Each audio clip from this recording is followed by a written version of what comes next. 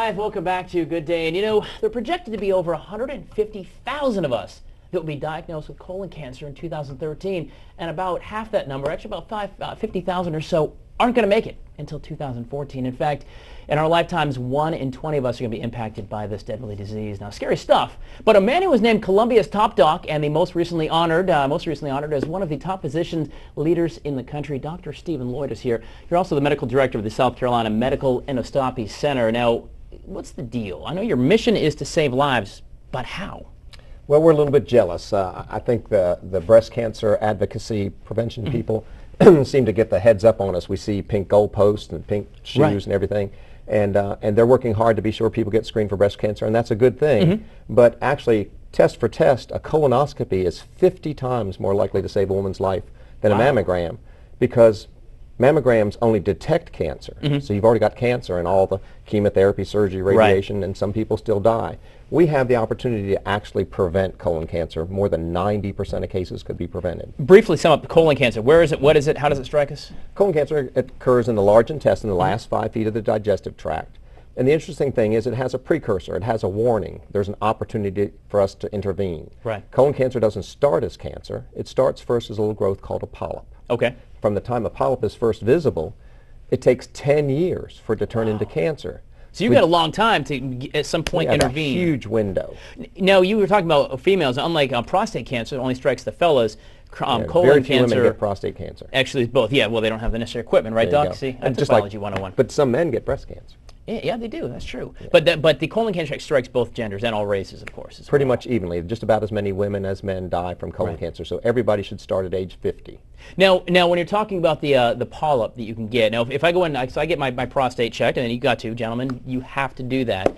When he's up there digging around, fishing around, can't he check that area too, or is it a whole different thing? Not really. By the time anything would show then, it's usually too late. This is a test. We want to take out polyps when they're teeny, when they're the size of the head of a match. And you can't detect that with a digital rectal exam. Is there any behavior leading up to the pollen, the polyp rather, that I can change? That's a good question. There are a lot of little factors that influence diet, exercise, weight. Is it hereditary? It is very much hereditary.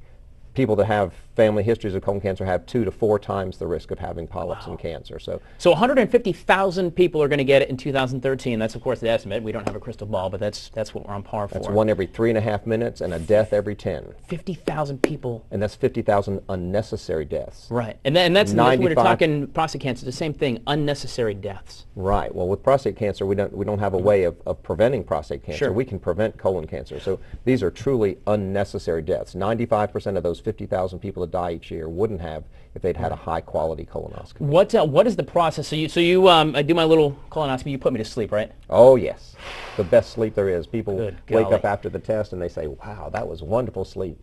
You know, can I have some of that in a bottle and take it home with me?" So I wake back up and you say, "Mr. Ryan, we got a polyp." Real quickly, what is the process? What happens to me next? Well, we take a sample of the polyp before we destroy it and send it to the lab. There are different kinds of polyps. Basically, there are mostly 2 kinds of polyps. One that's the precancerous kind and another one that's innocent, innocuous. And so we send off to determine when you come back. If the polyp was a precancerous polyp, you come back in 5 years. If you never have had precancerous polyps, then you don't have to have the test but every 10 years, because like I said, from the time a polyp starts until it turns into cancer, usually takes more than 10 years. So if you wait 10 years, even if the polyp started the next day after your test, you shouldn't be in trouble. All right. Now, Doc, I know you don't want to leave anyone behind. We don't leave any behind. You don't leave any behind. There you go. The bottom line is get checked. You have a window, but it can be prevented. That's the message, right? That's very important. That's right. We have a chance to save so many lives. Another thing that people need to understand is not all colonoscopies are the same. There's a huge variation among the different providers of colonoscopy. Some doctors find 10 times as many polyps as others.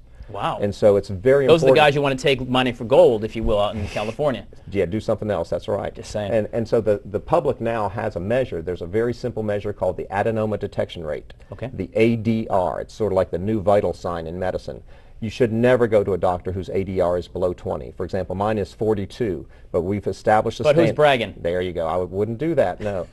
But I have a team. I'm very fortunate to have a group of people that I work with that we're all equally passionate about preventing colon cancer. We know it's preventable if you do a careful job. And so we want to detect every possible polyp, find them, catch them, destroy them, and that way people don't get colon cancer. But not all doctors' ADRs are the same, and so the take-home message today and Inauguration Day and trying to get people to understand exactly about making New Year's resolutions to not get colon cancer by getting screened. Get screened. That's the man. I got to stop you there, Doc. We can talk about it all day long, but we got to go. But get screened with a doctor with a high ADR. High ADR. Done. There's a lot more Good Day Columbia on the way. Don't go anywhere. Good stuff. No rubber gloves or anything like that? No, we don't need